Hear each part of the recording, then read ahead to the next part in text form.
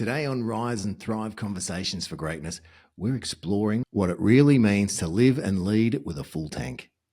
Our guest has spent over 35 years in executive and organisational leadership before a personal season of burnout shifted his entire perspective. Out of that experience, he created Refill Coaching and has since become an award-winning speaker with Vestige Worldwide, helping leaders and teams beat burnout and build lives of replenishment. He's also the author of a new book, Running on Full, a plan to beat burnout and replenish your inner tank. Please welcome to the show, Mitch Harrison. John, thanks so much for having me on. It's really great to be with you today. It's an absolute pleasure to have you on. We're going to dive into what's in the book. And I was really intrigued and very happy when you, so to speak, came across my desk as a guest. Yeah. Because this is an area where I think we can all do a lot better in. But just before we go there, I know it's really intriguing for a lot of people, especially me here in Melbourne, Australia.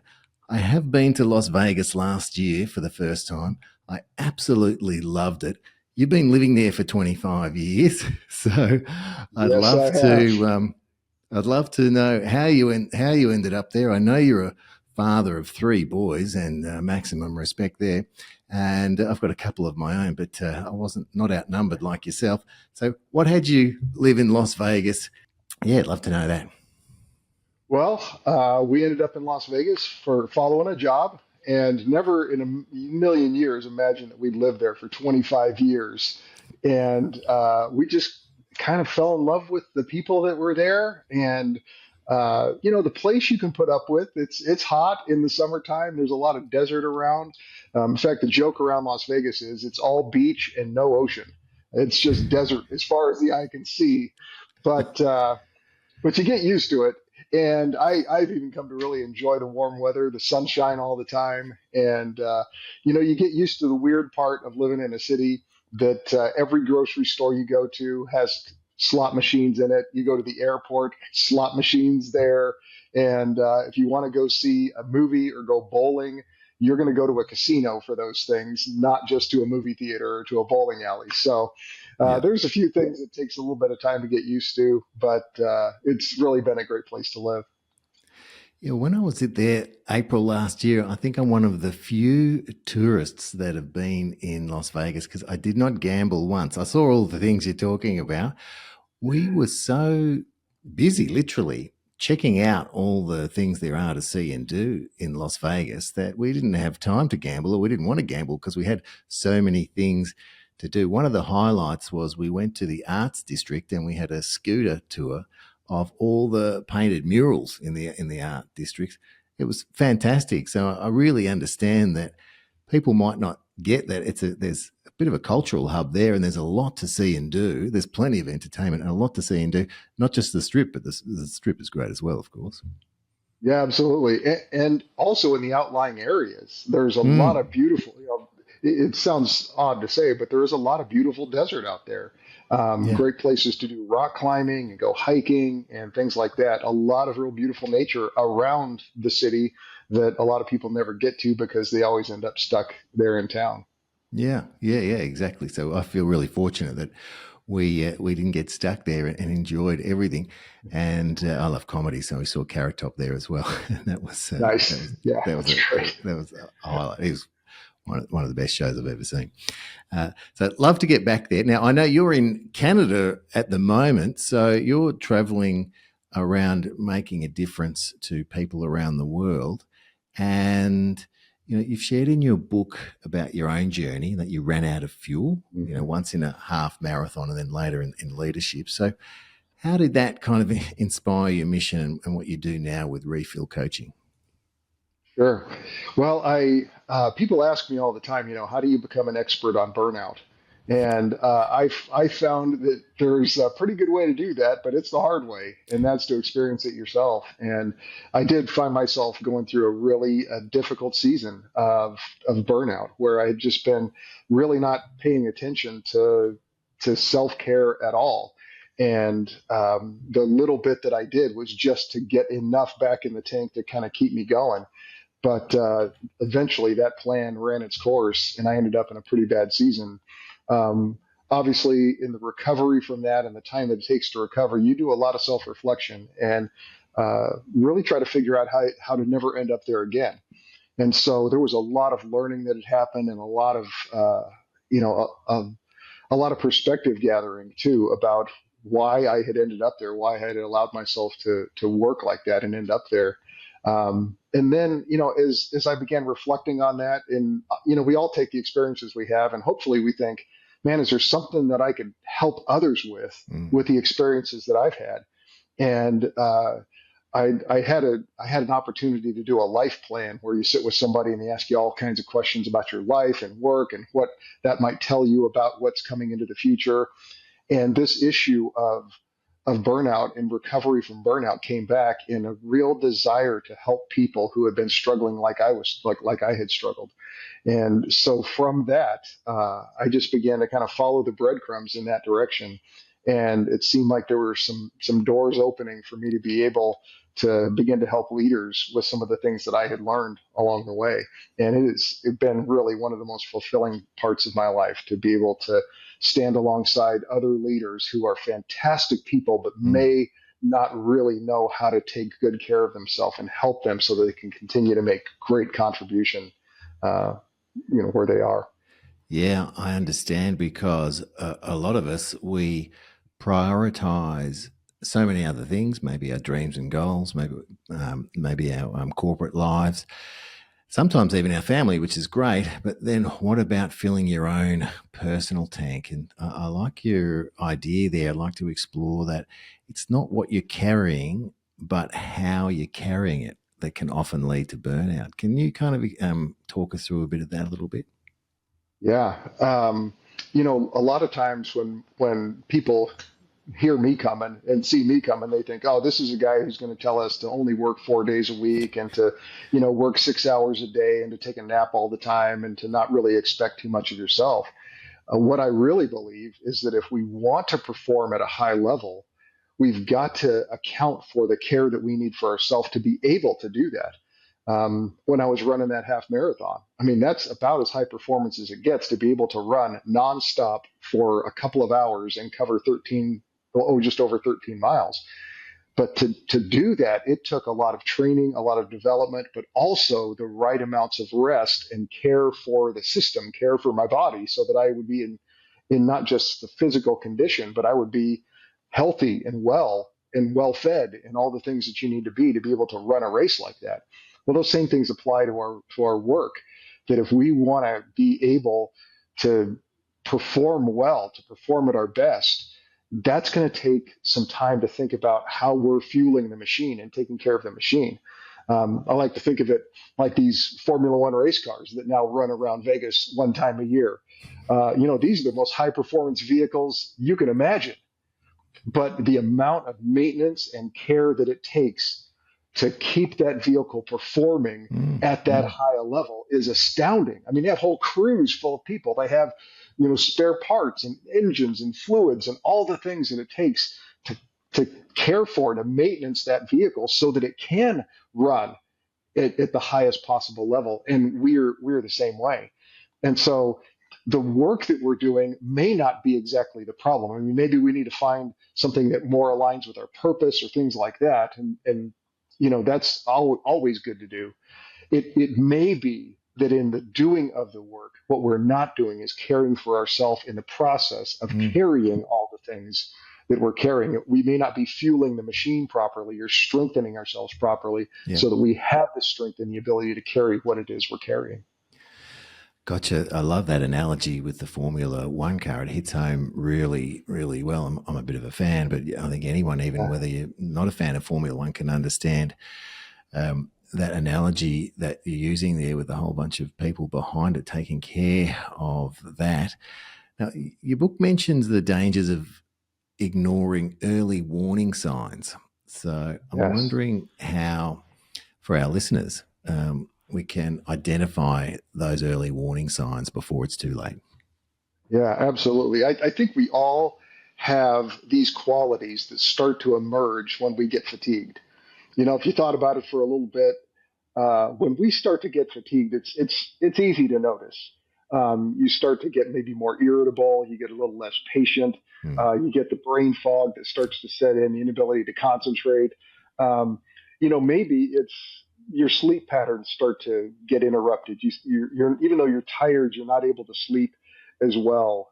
You start noticing emotionally that you're getting either very reactive or not responsive at all.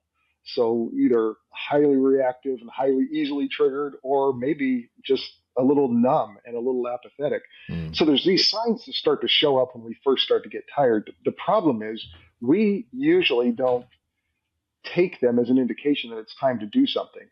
Usually we just blow right past them and think, I just got to keep going. I just got to keep pushing, put my foot on the gas more, and let's just keep going.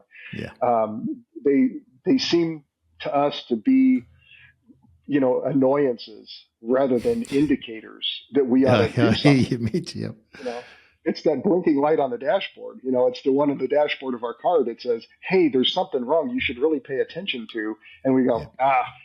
it's like my mechanic says. I'll tell him, "Hey, my check engine light came on in my car, or that little flashing light came on in my car to tell me something's wrong." And he'll say, "Do you want me to make the light go off? I can just unscrew the light bulb." And of course, he's joking. What needs to happen is for me to stop for a minute and to pull it into the shop and take a look at what's actually going on. But Yeah. that's not what we do with ourself oftentimes. Yep. Oftentimes those early warning signs are just things we just blow past rather than using them as a moment to pause, to consider what we might need to do to recover and replenish so that we can get back to being at our best very quickly. Yeah, I like that. So when you feel those warning signs that you've mentioned, the idea is then maybe ask the question, do I need to replenish because I'm feeling these things and I'm going to operate better in all areas of my life if I have a look at this and address this rather than ignoring those warning signs like that blinking light on the dashboard of the car? Yeah, absolutely. And it's so easy to do. Who's Mm. got time to stop and consider ourselves? Yeah. Yeah. And of course, we all know the problem with that is if you don't take time now, you'll have to take time later. Yeah. If you ignore those signs now, eventually there's going to be a breakdown in some way Yeah. later that's going to force you to have to stop and pay attention. Yeah. Yeah. And I've heard you mention that, if you're rating yourself out of 10, you could say you're an 8 at work, but you're a 3 at home. And you tell them that's impossible because you carry one tank everywhere. So I'm interested Yeah. in the reactions that you get when you point this out to people. Yeah, at first people don't really believe me, Yeah. because they're thinking, well, man, I go home and I feel great, but once I get to work, I really feel it. I'm feeling like I'm really tanked then. Mm. But what's actually happening there is that anytime you go into a place where there's less load, you're not going to feel it. You're not going to feel the strain of it as much. Anytime you go into a place where there's less stress or where maybe there's even more encouragement, you're going to feel great. I've heard people say this, that the challenges of being at home is a heavier load to carry, and they feel more like a 3 on the scale Yeah. at home because they've got small kids in the house. They've got, the challenges of a mortgage to pay. They've Yeah. got, the yard to take care of or aging parents to care for. They've got a lot of pressures at Yeah. home, but then they go to work and everybody loves them. Mm. Everybody, validates them. They're getting to do their best work. They're, operating at their optimum at work. And so they get all this validation and, and tailwind at work, but it's all headwinds at home. And Mm. so we have to be really careful with that because really we only are, like you said, one person. We have one tank. Mm. And those places where we actually feel encouraged and lighter and better can actually be masking our real condition. That once we experience something that is a heavy load for us to carry, then we begin to experience where we really are. And it Yeah. may not be as good a place as we think we are.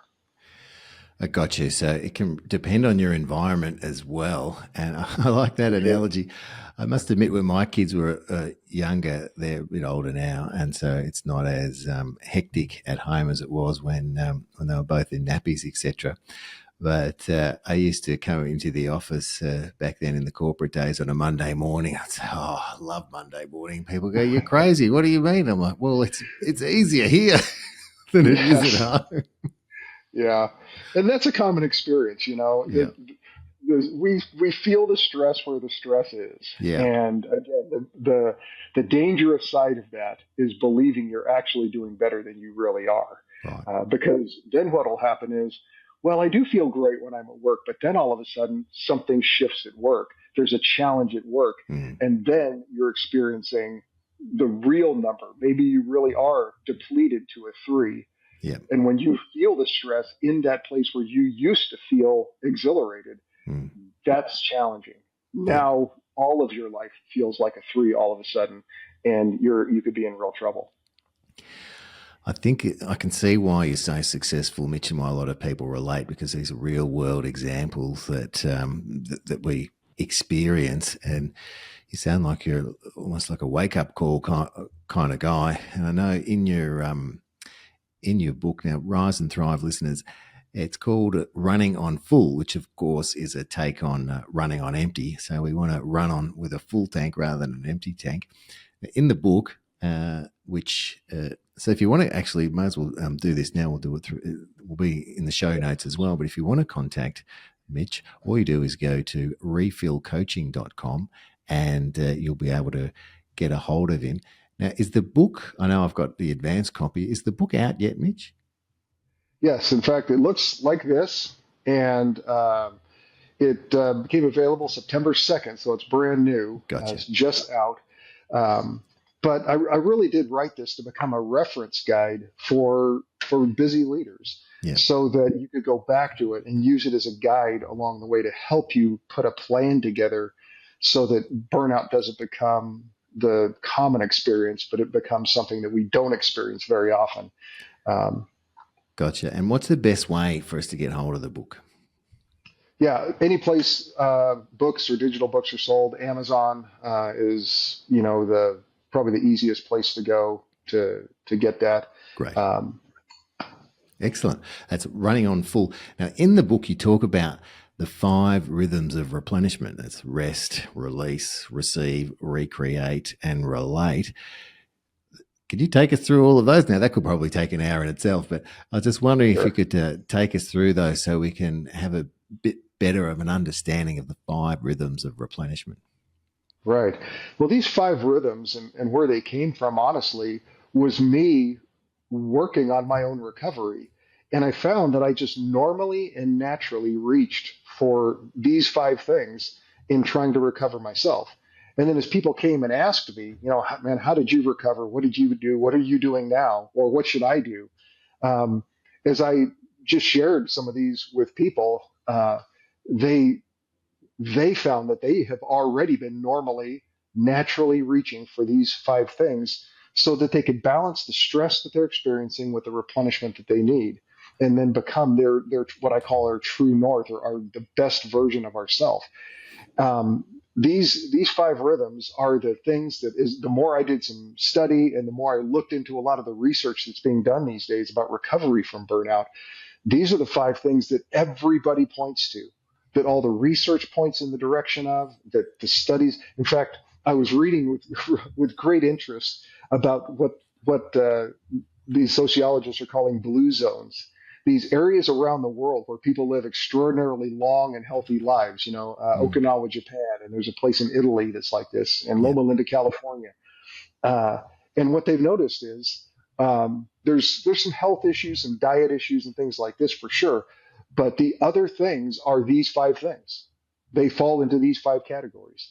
And so the 5 categories that you mentioned, it starts with rest, understanding that we need time to not work.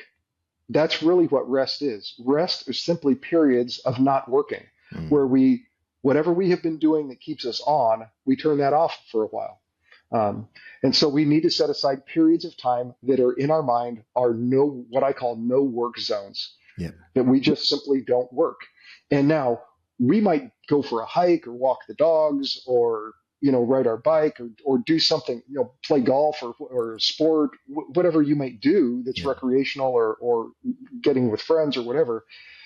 But whatever else you're doing, you're not working. So I coach people to start with rest and begin to identify periods of time for not working, no work zones.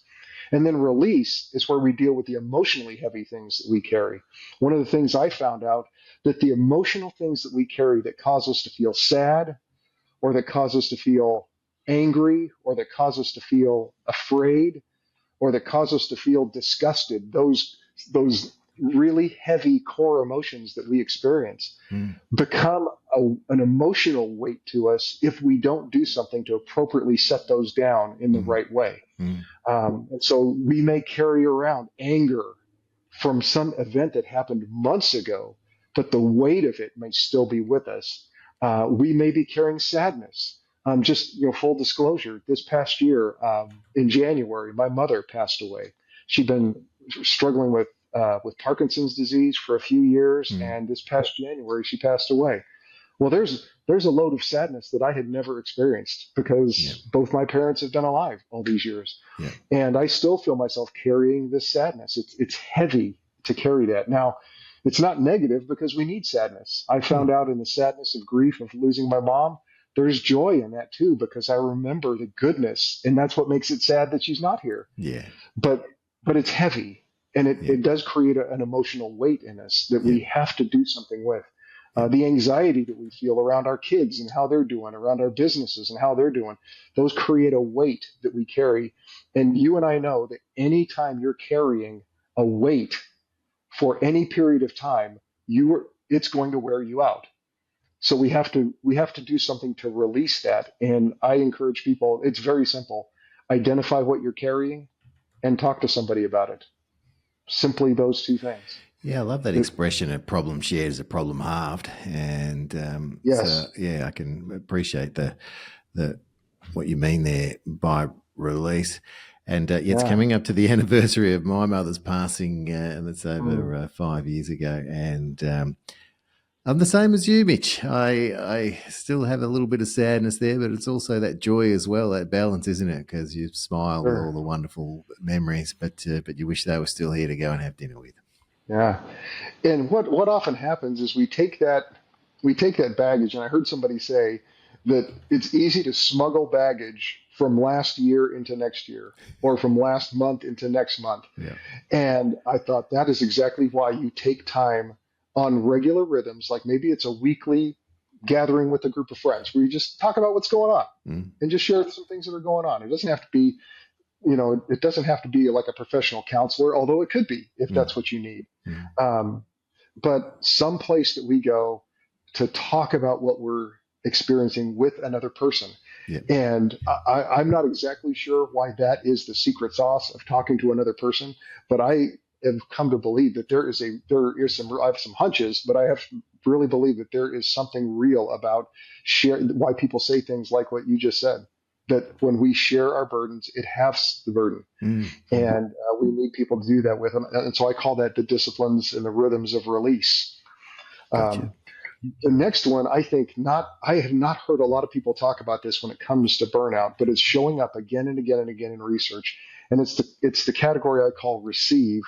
And this is where we receive inspiration that keeps our inner fire, our inner passion, our sense of calling and purpose and mission stoked. Mm. It turns out that purpose is fuel.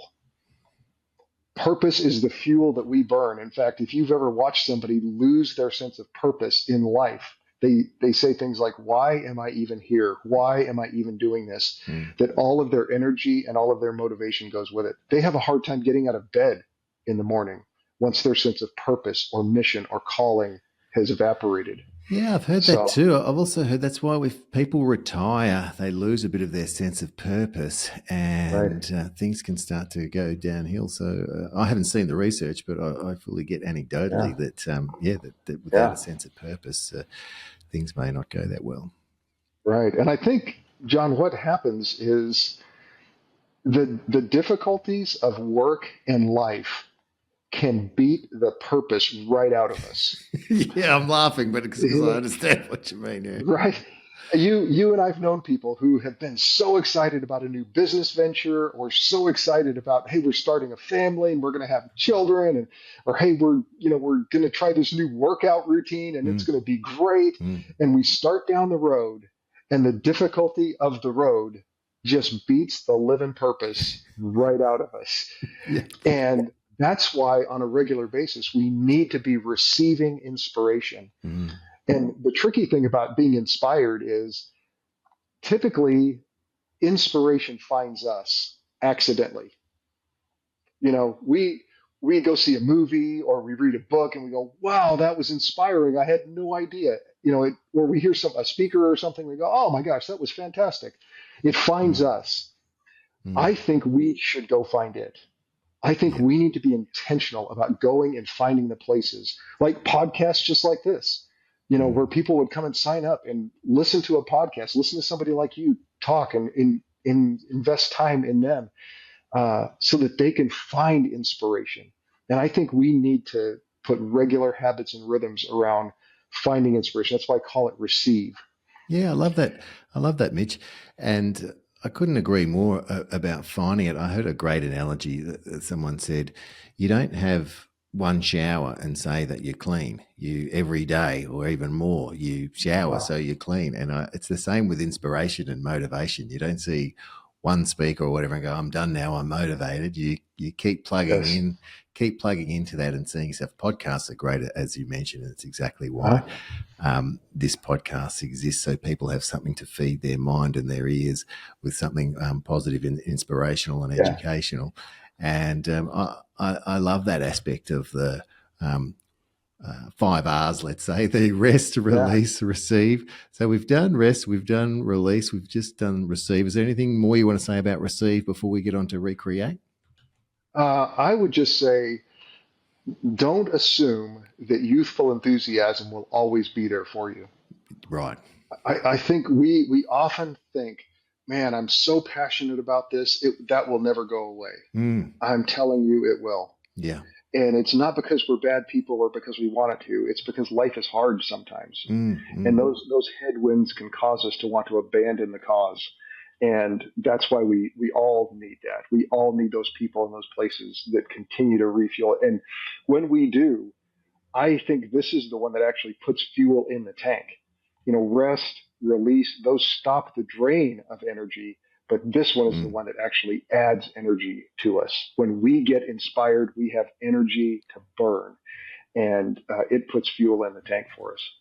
Yeah, that makes a lot of sense. That makes a lot of sense. So now, recreate. What's that one about?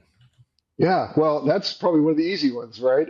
What do we like to do for fun, and how often do we need to do that? And so this is where we think of things where normally people kind of start here, but it's really one of the easier ones. Do you like to go for a hike, or do you love to cook a great meal, or read a book that's inspiring, or do you love to go for a hike, or go do whatever hobbies that we do? All of those things that we do for enjoyment. Uh, we need to spend regular time on. But oftentimes I find that people get the rhythms of their recreation wrong. Why it's just as important to know how often you need to do these things. Mm. For instance, I love to play golf, and Las Vegas is a great place to live if you love to play golf. There are golf courses in every direction. Yep. Uh, and so there was a period where I really needed to play golf about once a week, to be outside, to be on green grass, to enjoy that with some friends. And so once a week, I had this group of friends, and we would go play golf every week. And then I had this thought, John. I thought, you know what? I bet you if I bought one of those golf nets and put it up in my garage and got a mat to hit balls off of, I could go out there every night and practice every day, and then I would get better when we went and played once a week. Mm. And the exact opposite happened. What was a joy to do once a week Mm. became a job to do every day. Yeah, right. And all the fun went out of it because I Mm. started Mm. working on it like it was a job, because I got the rhythm Yep. all wrong. Weekly was great, daily was not.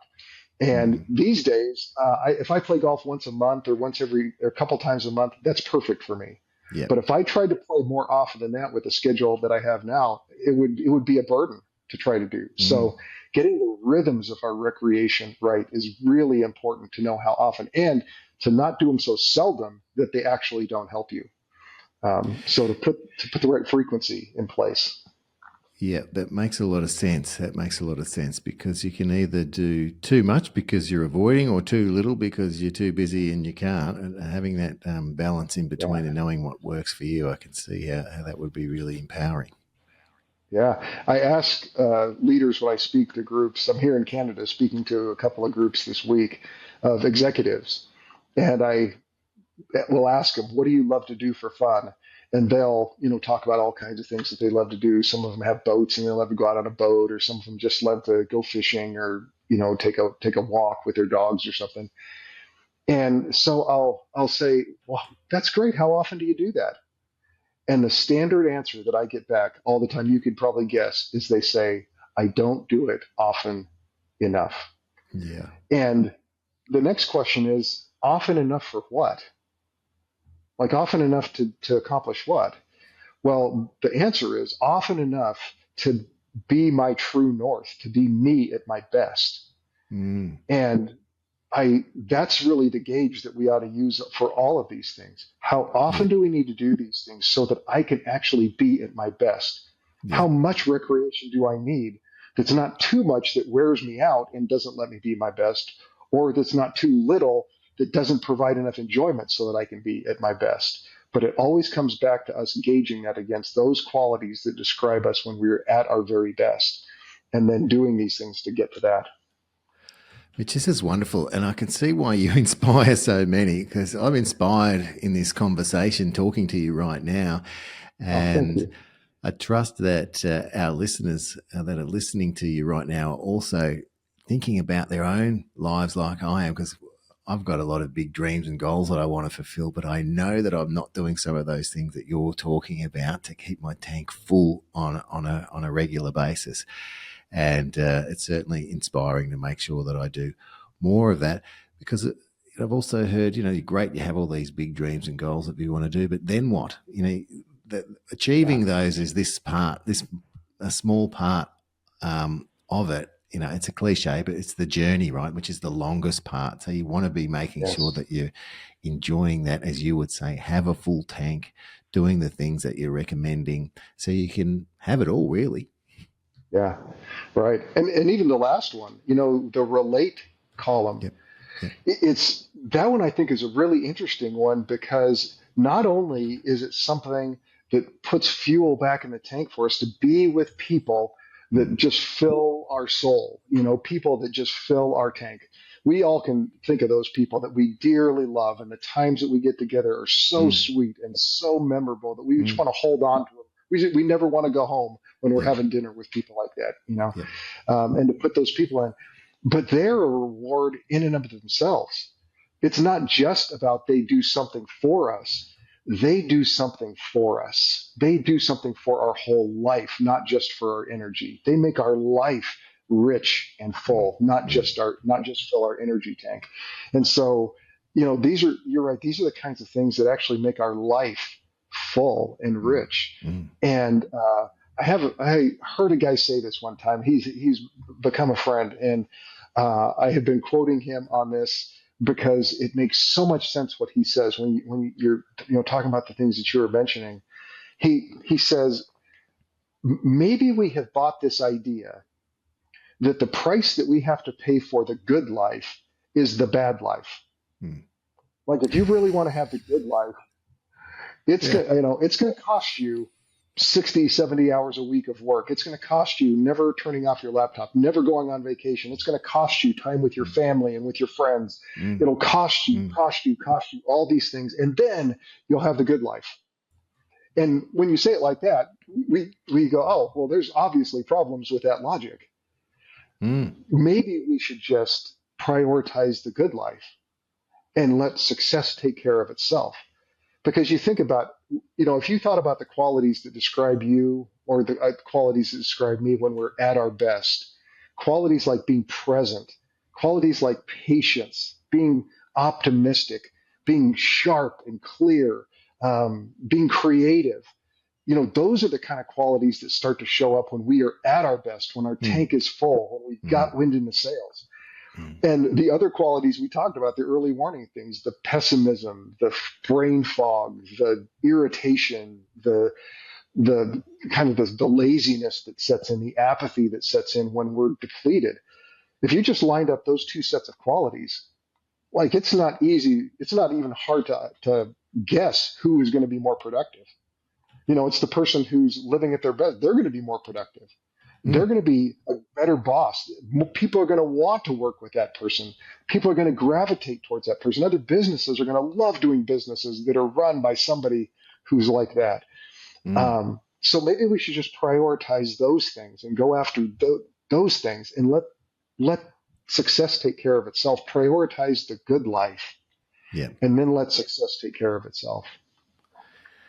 You know how you hear you'll get the right message at the right time when you need it? I've heard that before, and this is a message that I need to hear, Mitch, and I'm loving it. And I'm sure there's so many Rise and Thrive listeners out there that are in the exact same boat, because it's so easy to do. I guess that's why, you're so highly in demand, because when you start hearing some of the concepts that you live and that you write about it in your book, you can relate to it straight away, especially entrepreneurial type people or leaders, or just anyone really, because...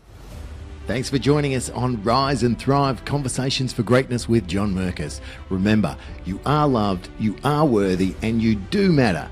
Embrace the journey of personal growth and motivation. Let's go out there and do something great. Follow or subscribe for more insights and inspiration every Tuesday. Until next time, stay awesome.